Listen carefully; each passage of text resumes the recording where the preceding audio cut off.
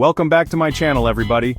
Alright, so let's talk about the Wii U. Remember that weird little system? It had some peculiar features, and one of them was a service called Nintendo TVii. It was kind of a TV guide mixed with social media, and if you remember it at all, you'll know that it never really took off. It was eventually, well, shuttered. Most people probably don't even remember it existed. But as we've seen time and time again with the homebrew community, nothing is ever truly gone for good, and a new project called Rosepatcher is a perfect example of that. What it does is simple on the surface, but a whole lot more complex under the hood. It's an Aroma plugin. Now, for those who don't know, Aroma is basically a new school custom firmware for the Wii U. It's an alternative to something like Tiramisu, and what it does is it lets you run all of this homebrew stuff like custom apps, mods, all that good stuff, right from the Wii U's main menu without having to jump through a bunch of hoops. And this plugin brings back the little Nintendo TVii icon on both the main menu and the home menu.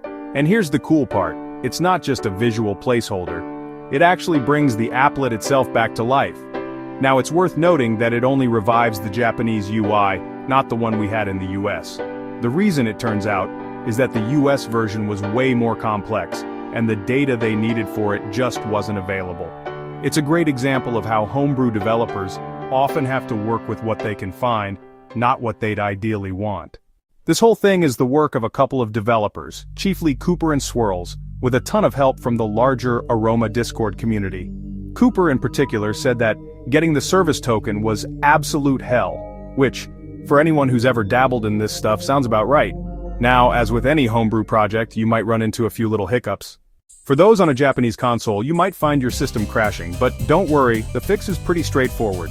You just need to hop into the rosepatcher.json file on your SD card and change one value from false to true. It's a bit of a classic homebrew workaround.